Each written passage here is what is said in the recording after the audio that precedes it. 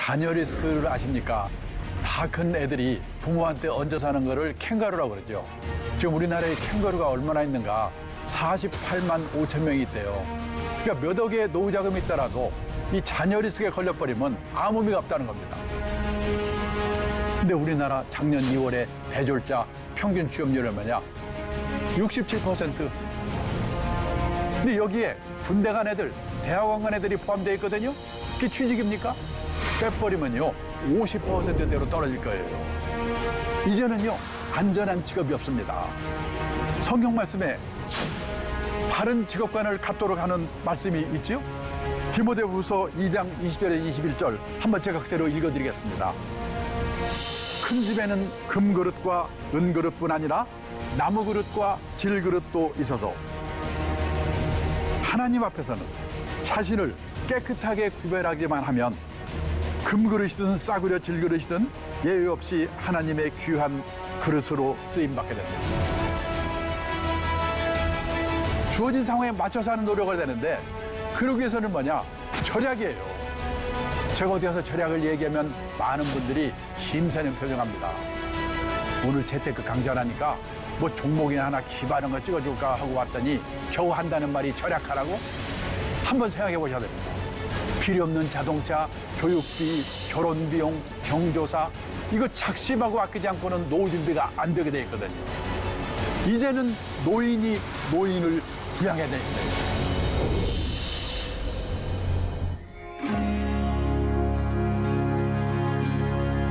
안녕하십니까. 트러스트 자산운용 연금 포럼의 대표를 맡고 있는 강창입니다.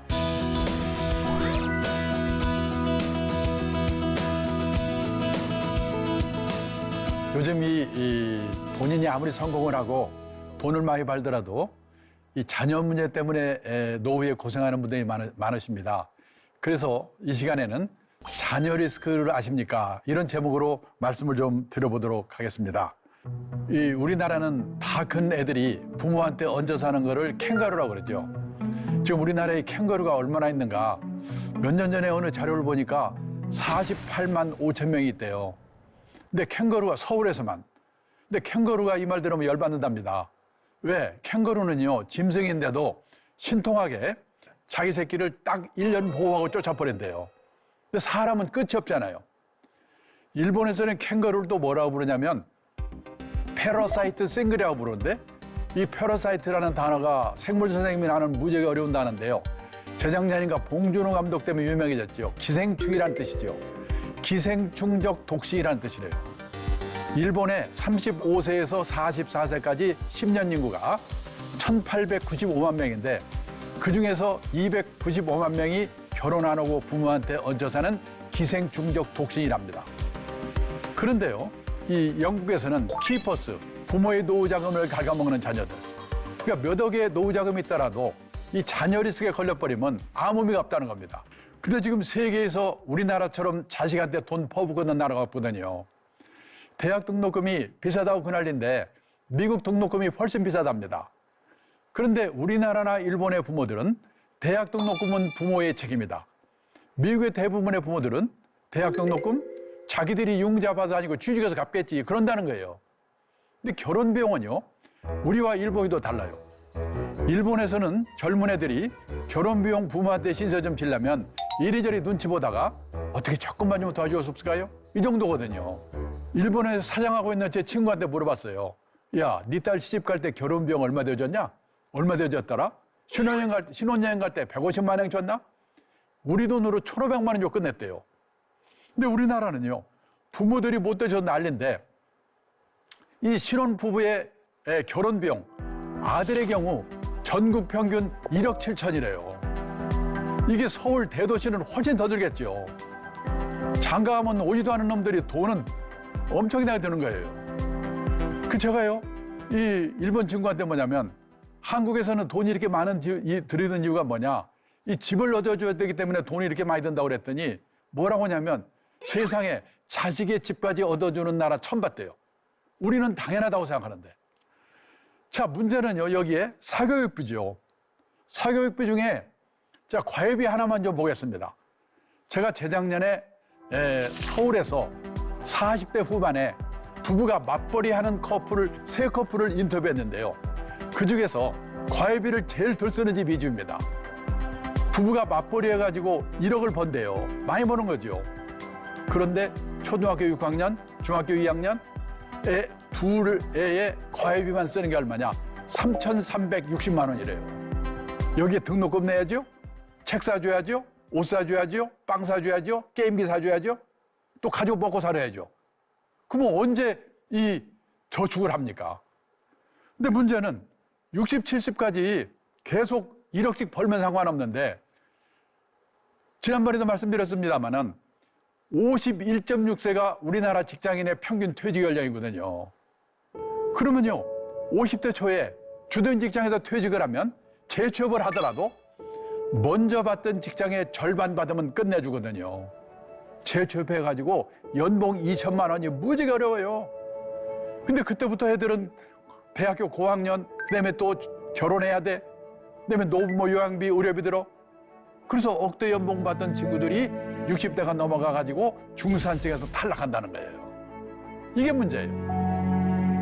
그러면 돈을 그렇게 들였는데 애들이 취직은 또 잘 되는가? 이게 문제잖아요. 제가 재작년에 일본의 가족 사회학자가 쓴 책을 한 권 읽었거든요. 거기에 우리나라와 일본 애들의 젊은 애들의 공통점을 쓴 얘기가 좀 나와요. 책 제목이 뭐냐? 젊은이에게 냉혹한 사회, 자녀를 과보호하는 부모. 일본도 젊은 애들에게 지난 20년 불황으로 취직이 안 돼서 냉혹했대요. 그런데요, 작년 3월에 졸업한 일본의 대졸자의 평균 취업률이 얼마냐? 96%. 일본은 지금 부인난입니다. 우리나라 대학생들이 일본으로 취직하라고 한다고 난리잖아요, 지금. 근데 우리나라 작년 2월에 대졸자 평균 취업률이 얼마냐? 67%. 근데 여기에 군대 간 애들, 대학원 간 애들이 포함되어 있거든요. 그게 취직입니까? 빼버리면요, 50%대로 떨어질 거예요. 아니, 둘 중에 하나가 지금 취직이 안 되는데 밥 좀 먹고 옷 좀 잘 입는 게 뭐가 중요합니까? 그 애들 입장에서는 미치는 거죠. 그러면 어렵게라도 취직만 하면 만수무강인가? 아닙니다. 여기 경희대학교 신동경 교수님이 발표한 건데 남자가 주 직장에서 45세까지 근무할 확률 60세도 아닙니다. 50년 이전 출생자는 7, 80%였는데 그리고 58년 개띠는 40%였는데 60년 이후 출생자는 20%대예요. 지금요, 3년 다니다 관두고 취직해서 또 관두고 취직해서 또 관두고 평생에 6번 정도를 반복해야 겨우 60까지 다니는 세상이에요. 시험 잘 보는 거 아무 관계 없어요. 씩씩해야 돼요. 제가 있는 업계는 실제로 그래요. 옛날에 고성장 시대에는 신규 채용이 많기 때문에 시험 잘 봐서 좋은 대학 들어가가지고 취직하면 되거든요. 지금 이 저성장 시대에는 신규 채용이 많지 않기 때문에 이 중소기업 같은 데 들어가가지고 몇 번 이직을 하면서 좋은 회사로 옮겨가야 돼요. 그러면 이직해서 옮겨갈 때 저쪽에서 나를 뭘 보고 뽑는가? 학벌? 스펙? 아니에요. 이 친구가 우리가 시키려고 하는 일을 잘하는가 못하는가? 전문성을 보는 겁니다. 학벌이 아니고. 또 더 중요한 거는 평판. 인간성이 돼 있는가 못 돼 있는가? 여기서 걸리면 끝이에요. 지금요, 대기업의 인사 담당자들이 자기들끼리 모여서 그런답니다. 속지 말자 학벌, 다시 보자 스펙. 얼마나 속았으면 이런 말을 하겠어요. 실제로요, 재작년에 저희 업계에서 이런 일이 있었어요. 어느 큰 회사가요, 사내 변호사 1명을 뽑는데 변호사가 50명이 모였어요. 50명이 넘쳐 그냥. 그중에 4명을 최종 면접에 올렸는데 스카이대 4명, 기타대 1명. 결국은요, 기타대학 출신을 뽑았어요.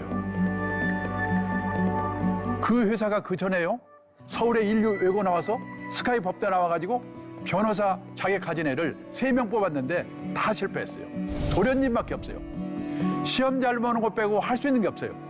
한 친구는 집안에 나가고 두 친구는 내보냈어요. 그 실패를 했기 때문에 면접 기준이 바뀐 거예요. 그래서 기타대학을 뽑았어요. 그러면 인류 외고 나와서 스카이 법대, 변호사, 자기가 최고인 줄 알 거예요. 다른 데 가도 면접 기준이 바뀌거든요. 한 2년만 취직 못하면 그 친구는 룸펜으로 전락해버리거든요. 근데 제 집안의 동생 하나는 공부를 싫어한 데다가 이 집안이 어려워서 대학을 못 갔습니다. 건설 공사 현장에서 30년 일을 했는데 물 새는 거 막는 거 방수의 전문가가 됐어요. 어느 날 대형 건설사 회장님 댁에서 물이 샜다나? 이분이 화딱지가 나가지고 야, 박사만 뽑지 말고 독일식으로 마스터를 뽑아라. 55세의 대형 건설사 마스터를 취직했어요. 딴 친구 퇴직할 나이에. 지금 71세인데요. 작년까지 연봉 1억씩 받으면 다녔거든요. 나오니까 금방 딴 데 또 오라고 해서 갔어요. 아마 본인 희망하면 80세까지 다닐 것 같아요. 지금 세상이 이렇게 바뀌고 있습니다. 그러면요, 변호사가 왜 좀 이렇게 어렵게 됐는가? 우리나라에 변호사의 1번 등록이 언제 나왔냐면요, 1906년에 나왔대요. 그런데요, 만명째 변호사 등록이 언제냐면 2006년. 그러니까 변호사가 10,000명이 늘어났는데 100년이 걸린 거예요. 그때 변호사는 끝내줬죠. 근데 또 10,000명 늘어나는 데는 8년 걸려. 또 10,000명 늘어나는 데는 5년 걸려.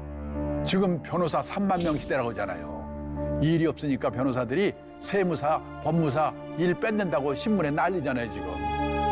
돌아가는 꼴은 의사도 비쌀 것 같아요. 이제는요, 안전한 직업이 없습니다. 그래서요, 우리 애들도 이 시대에 맞는 제대로 된 직업관을 갖는 거, 이게 중요해요. 경상남도 거창고등학교 미션스쿨 유명하잖아요? 그 강당에 있는 직업선택 10계명 유명하죠? 기독교 정신에서 맺는 10계명이라는데 실생활에도 맞는 것 같아요. 1번, 월급 많이 준데 가지 마라. 이제 월급은요, 회사가 주고 나라가 주는 게 아니라 내가 남다른 주특기가 있어가지고 적은 금액이라도 회사를 옮겨서라도 오래오래 다녀야 돼요. 100세 시대에는. 남들이 몰려가는 데는 절대 가지 마라. 요즘요, 매년 가을에 재벌그룹 입사경쟁률 200대 1, 300대 1, 400대 1 그난리 치는데요. 40대 후반에 명퇴하고 난리잖아요. 제일 마지막에 부모와 마누라와 약혼자가 결사 반대한 데는 무조건 가라. 거기야만 틀림없다. 근데 제가 48년 직장생활을 해보니까 이 말이 맞아요. 그런데 이게 어떻게 가능하겠습니까? 부모 자식이 소신이 있어야지.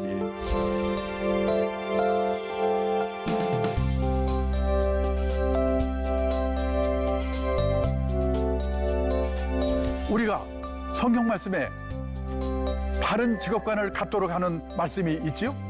디모데후서 2장 20절에 21절 한번 제가 그대로 읽어드리겠습니다.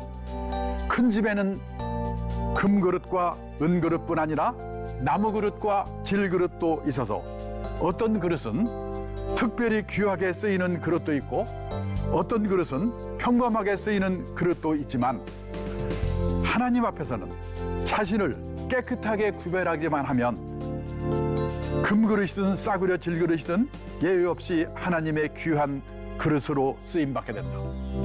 이제는요, 은행이 요즘 그렇게 명퇴를 하고 그럴 줄 누가 알았습니까? 기업의 라이프 사이클이 짧아지기 때문에 엊그제까지 끝내주는 그 직업이 회사가 언제 어떻게 될지 모르는 세상이에요. 그래서 이런 성경 말씀에 있는 직업관을 갖지 않고는 오래오래 지속하기가 어렵다는 거예요. 자, 그 다음에요, 우리가 중산층이 되려고 애를 쓰는데 중산층이라는 게 뭐냐? 우리나라의 중산층 기준 다 남의 눈에 보이는 거. 아파트 30평 이상. 아파트의 평수가 신분의 상징입니다. 근데 지금 미국, 일본 선진국에서는 작은 집 갖기 운동, 스몰 하우스 운동이 벌어지고 있거든요. 자동차 2000cc 이상. 신분의 상징이죠? 선진국에서는 갑자기 큰 차 타면 깡패 아니면 졸부래요. 미국의 중산층 기준 보세요. 자신의 주장에 떳떳할 것, 페어 플레이를 할 것, 사회적 약자를 도울 것, 부정과 불법에 저항하는 용기가 있을 것, 그리고 정기적으로 비평등한 정도 받아볼 것. 그 사람이 내면으로 성숙된 사람인가? 이게 기준이거든요. 이 기준에 의하면 우리나라의 중산층이 지금 몇 명이나 있겠습니까? 그런데요, 이런 직업관, 이런 중산층 기준을 내가 가지려면은 남의 눈을 의식하지 않아야 돼요. 여기 제가 존경하는 목사님이 쓴 글을 제가 한번 그대로 읽어드리겠습니다. 인생을 직선 위에서 살면 만족이 있을 수 없다. 항상 내 앞에 누군가 있기 때문이다. 지금껏 어른들은 자식들을 직선 위에 줄 세워놓고 키웠다. 이제는 디지털 시대다. 직선의 시대가 아닌 360도 원의 시대다. 내가 가고자 하는 방향으로 누구든지 얼마든지 갈 수 있다. 직선이 아니기에 항상 선두주자가 될 수다. 앞에 디모데후서에도 나온 얘기죠. 네, 굳이 선두주자가 아니어도 새로운 가치를 만들며 살 수 있다. 반면 직선의 삶은 좌절감과 박탈감만 있다. 금수저, 은수저 하는 것도 같은 맥락이다. 문제는 직선에서 원으로 바꾸는 게 쉽지 않다는 것이다. 남의 눈으로 인생을 살고자 하기 때문이다. 우리나라는 이 남의 눈 때문에 미치거든요. 저는 미국에서 살아보지 않았기 때문에 잘 모릅니다만은 미국에서 온 사람이 그러더라고요. 거기는 학교를 졸업해도 넓은 천지에 흩어져 버리기 때문에 가까운 친구 몇 사람 빼놓고는 누가 어디서 뭐 하는지도 모른대요. 근데 우리는 뭐 동창회, 향후에 무슨 마을 동네 모임 뭐해서 누구는 어떻고 누구는 어디 가서 어떻게 됐고 누구는 어떻게 됐고 누구 아들은 어떻게 됐고 미치는 거거든요. 남의 눈 때문에. 자, 우리나라는 대기업 채용시험에 한나라 대학생의 절대 다수가 응시한다. 제 후배를 봐도요. 뭐 기발한 것 좀 하고 싶은데 엄마가 울면서 진짜 우는지 우는 신용인지 모르지만은 엄마 친구들이 아는 회사 좀 들어가는 게 미치겠다는 거죠. 아들의 장래보다도 자기가 쪽팔리지 않으려고 이렇게 남의 눈 때문에 미치는 나라예요. 남의 눈을 의식하고 하지 않아야 이런 일이 가능할 수 있다는 겁니다. 그 다음에요. 이 C.S. 루이스 기독교 문학자 이분이 한 얘기를 한번 그대로 읽어드리겠습니다. 부모의 도리는 자녀의 운명을 결정하는 섭리를 대신하려 들지 않고 애정과 정의와 진실성과 유머라는 평범한 원리에 따라 자녀를 교육하는 것이며 여기서부터가 중요한 겁니다. 대체로 교육받지 못한 부모들이 이러한 부모의 도리를 더 잘 지키고 있다. 경상남도 거창고등학교 전 교장 선생님 하신 전성은 선생님 모시고 제가 강의를 다닌 일이 있는데 이 교장 선생님이 뭐라고 하냐면은 거창고등학교에 전국에서 우수한 학생들이 많이 모인대요. 근데 제일 바람직한 학부형이 누구냐? 이 경상도 산청에서 농사지어서 보내는 부모. 이분들은 자기 아들이 대한민국에서 최고예요. 네 마음대로 하라고 그런대요. 골치 아프게 누구냐? 서울에서 온 사장아들, 무슨 박사아들, 교수아들 간섭해가지고 골치 아프다는 거예요. 교육받지 못한 부모들이 오히려 이런 부모의 도리를 더 잘 지키고 있다. 교육받은 분들은 한번 생각하실 필요가 있다는 겁니다. 그 다음에요. 우리 애들에게 제일 중요한 게 뭐냐? 영어 수학보다 중요한 게 자립인으로 키워야 되거든요. 자립은 뭐냐? 첫째가 행위의 자립. 내 아들이 지나간 자리를 누가 다른 사람이 와서 치우면 안 돼요. 그런 자식을 만들면 되겠습니까? 목욕탕에 가보면요. 땅바닥에 수건이 막 너부러져 있어요. 왜냐? 자기가 쓴 거를 수거하면 넣지 않았기 때문에 그런 거거든요. 행위의 자립. 그 다음에 의식의 자립. 남의 눈을 의식하는 거. 남의 눈에 종속되어 있는 거. 내 아들이 맨날 남의 눈 때문에 전전긍긍하면 되겠습니까? 그 다음에 경제적 자립. 남에게 폐 끼치지 않기 위해서는 경제적으로 자립을 해야 돼요. 자, 이런 자립교육을 시키는 게 중요하다는 겁니다. 그 다음에요. 진정한 경제적 자립은 뭐냐면 많은 분들이 돈을 버는 것만 생각하거든요. 근데 그보다 더 중요한 게 뭐냐면 주어진 경제적 상황에 맞춰서 사는 이런 능력을 키워야 된다는 거예요. 제가 전전 시간인가 이 내용을 말씀드린 일이 있습니다. 지금 주어진 상황에 맞춰서 하는 노력을 해야 되는데 그러기 위해서는 뭐냐? 절약이에요. 제가 어디 가서 절약을 얘기하면 많은 분들이 김새는 표정합니다. 오늘 재테크 강좌라니까 뭐 종목이나 하나 기발한 거 찍어줄까 하고 왔더니 겨우 한다는 말이 절약하라고? 여보세요. 내가 그 말을 유치원 때부터 들은 얘기야. 그런 표정들이시거든요. 그런데 우리가 알아야 될 게 뭐냐? 지난 30년 동안 40년 동안 고성장 시대 아주 특별한 시대를 우리가 살아왔기 때문에 우리는 의식하지 못하고 우리는 아낀다고 생각하는데 미국, 일본 선진국 사람들이 우리를 보면은 너무나 낭비 요인, 거품 요인이 많다는 거예요. 재미교포가 성공해서 서울에 사장 발령받아 와가지고 몇 달 살고 나서 뭐라고 하냐면 서울에 와서 몇 개월을 살아보니까 서울처럼 대중교통이 발달된 도시가 세계에서 몇 개 없다 이거예요. 근데 1km 가면서 자동차를 끌고 가더라 이거죠. 그러니까 그 사람들 눈에 이렇게 참 이상한 거예요. 지금 각 교회 보세요. 주일날 가까운 데서 자동차 끌고 와가지고 길가에 세워가지고 근처 교회 근처에 파출소에서 난리잖아요 지금. 한번 생각해 보셔야 됩니다. 필요 없는 자동차, 교육비, 결혼비용, 경조사 이거 작심하고 아끼지 않고는 노후 준비가 안 되게 돼 있거든요. 얼마 전에 한 일간 신문에 게재된 이 기사인데요. 의미 있는 거기 때문에 하나 읽어드리겠습니다. 결핍의 시대 대비해 어떤 무기 준비하나요? 결핍은 있어야 할 것이 없어지거나 모자란 상황을 말합니다. 고도 성장 시대에는 이 있어야 할 것의 기준이 높아도 괜찮았습니다. 성취할 기회가 많았으니까요. 하지만 성취의 기회가 적고 평준화하는 저성장 시대에는 있어야 할 것의 기준이 높을수록 좌절하고 불행해질 확률이 높아집니다. 그래서 요즘 생각이 있는 부모들은 다른 것보다도 자기 애들에게 결핍에 적응하는 방식을 가르치고 있다는 거예요. 제가 얼마 전에 어느 모임에 갔더니 유명한 교수님이 제 옆에 있는데 외동딸이래요. 그게 봄에 대학을 졸업했는데 그때까지 취업을 못했답니다. 괜찮은 대학 나왔고 유명한 교수가 한 번만 부탁하면 안 될 것도 없는데 안 한대요. 재수해서라도 네 힘으로 들어가라. 결핍에 적응하는 방식을 가르치기 위해서. 자기 딸이 용돈이 구한 것 같은데 자기 돈 있거든요. 주고 싶으면 꿀떡 같던데 참고 참는데요. 결핍에 적응하는 방식을 가르치기 위해서.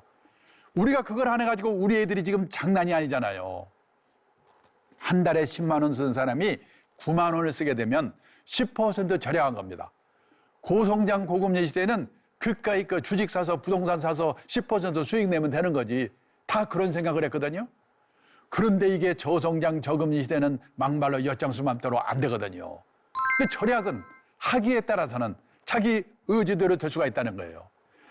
제가 10몇 년 전에 일본에 책방에 갔더니 절약에 관한 책들이 쫙 깔려 있는 겁니다.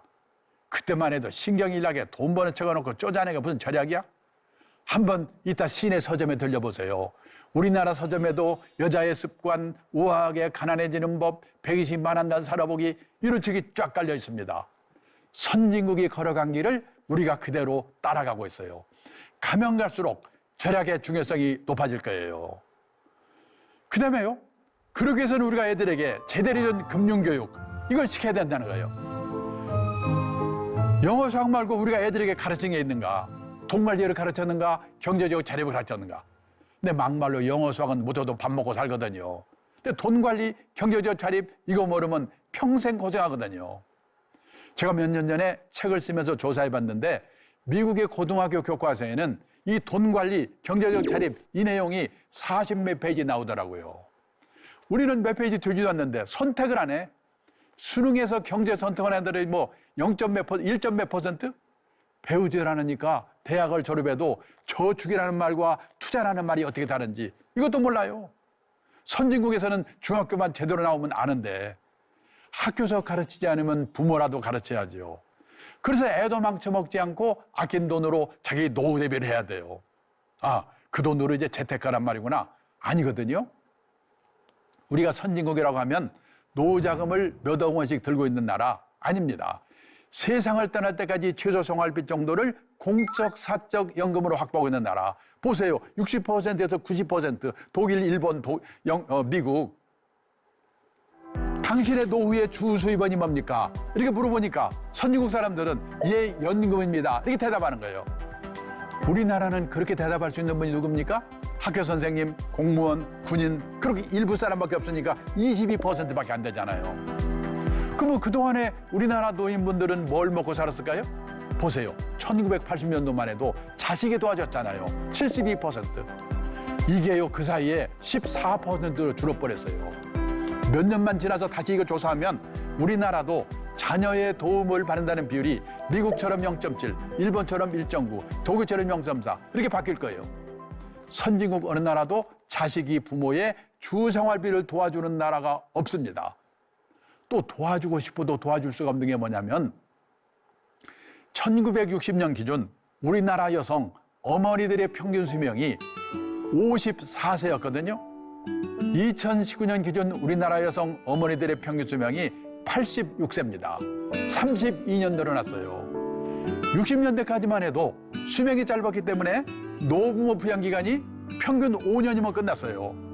근데 앞으로 100세의 시대에는 25년에서 30년. 이제는 노인이 노인을 부양해야 되는 시대예요. 자식도 노인인데 나를 어떻게 도와줍니까? 그래서 다른 거 없어요. 부부가 국민연금부터 드셔야 돼요. 이 가정주부가 한 달에 9만 원씩만 국민연금을 이미 가입하면 30세에서 60세까지 세상 떠날 때까지 53만 7천 원씩 받아요. 물가 오르면 늘어납니다. 남편 거 갚으면 절대 굶을 염려 없어요. 직장인은 퇴직연금. 그걸로 모자라니까 한 달에 10만 원, 20만 원이라도 개인연금. 이 세 가지를 바라보냐면 3층 연금이라고 하거든요. 3층 연금으로 최소 생활비 확보하는 게 제일 중요해요. 나는 그 못한 채로 이미 퇴직했는데 이제 와서 어떡하지? 그러면 살고 있는 집, 고향의 땅, 과감하게 은행에 맡겨놓고 생활비 받아 쓰다가 갈 때 정산하는 겁니다. 주택연금, 농지연금이에요. 어떤 분은 그러시죠. 에이, 그래도 갈 때 자식한테 집 한 채는 주고 가야지. 근데 생각해 보세요. 100살에 가면서 자식한테 집 줘봐야 그 자식 70살이거든요. 뭐 하겠어요? 생각을 바꾸셔야 돼요.